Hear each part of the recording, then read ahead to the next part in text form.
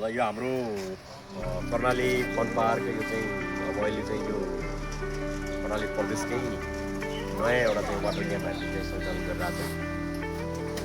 यो Karnali fun park हाम्रो गाडो जग्गामा यसमा चाहिँ सानो नानीलाई चाहिँ धेरै ठुलो 7 फिट 7 फिटसम्मको मान्छेहरूलाई पनि हामीले स्विमिङ गेमहरू खेल्नको लागि स्पेसल तयार भएको छ। यसमा चाहिँ यो वाटर पार्कको सञ्चालक समितिमा चाहिँ नम्बर 3 जना हुन्छ। यसको चाहिँ यो सञ्चालक समितिमा अध्यक्ष चाहिँ डाक्टर अर्चना काकी, सदस्यमा डाक्टर नवराज केसी र सदस्यमा गणेश पति हुनुहुन्छ भने अब अहिले यहाँ चाहिँ मैले यो कर्णाली फन पार्कको मैले चाहिँ प्रबन्धकको चाहिँ जिम्मेवारी लिइरहेको छु भने हामीले यो कर्णाली फन पार्कमा अब यहीँको चाहिँ स्थानीय मान्छेहरूलाई चाहिँ रोजगारी दिने उद्देश्यले यहाँ चाहिँ 17 जना अहिले हाम्रो चाहिँ कर्मचारी हुनुहुन्छ।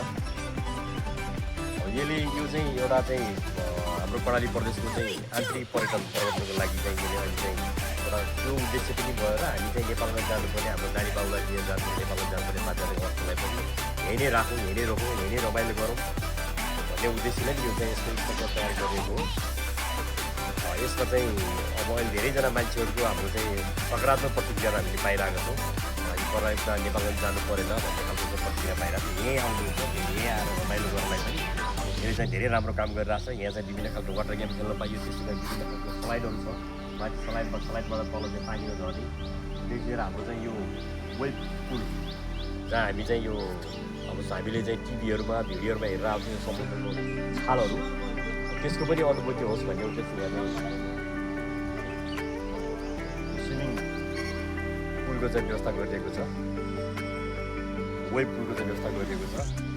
त्यस कारणले मैले यो सम्पूर्ण हाम्रो चाहिँ यो युट्युब च्यानलले हेर्ने सम्पूर्ण कर्णालीवासी आमा बुबा दाजुभाइ दिदीबहिनीहरू एकपटक यहाँ आएर यहाँको चाहिँ मनोरञ्जन लिनुहोस्। यहाँ चाहिँ आफ्नो नानी बाउलाई ल्याइदिनुहोस्, वाटर गेम खेल्नुहोस्, रमाइलो गर्नुहोस्।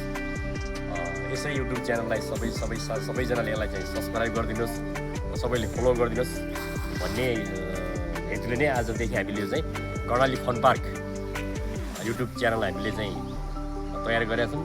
समस्त यो अब यो कर्णालीवासी त सम्पूर्ण भएन, सम्पूर्ण नेपालमा भएको नेपाली दाजुभाइ तथा स्वदेश तथा विदेशमा भने सम्पूर्ण आम नेपाली दाजुभाइहरूले यसलाई चाहिँ हेरेर सब्सक्राइब गरिदिनु होला।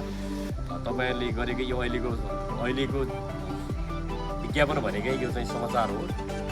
अब यिनै च्यानलहरू तपाईँले गरिदिनु भयो भने धेरै चाहिँ राम्रो पनि हुनेछ, हामी पनि आभारी हुनेछौँ। हाम्रो चाहिँ कर्णाली फन पार्कले पनि सोचिरहेको अध्यक्ष प्राप्त गरेछ भन्ने कुरा चाहिँ मैले वर्णन गरेको छु। धन्यवाद।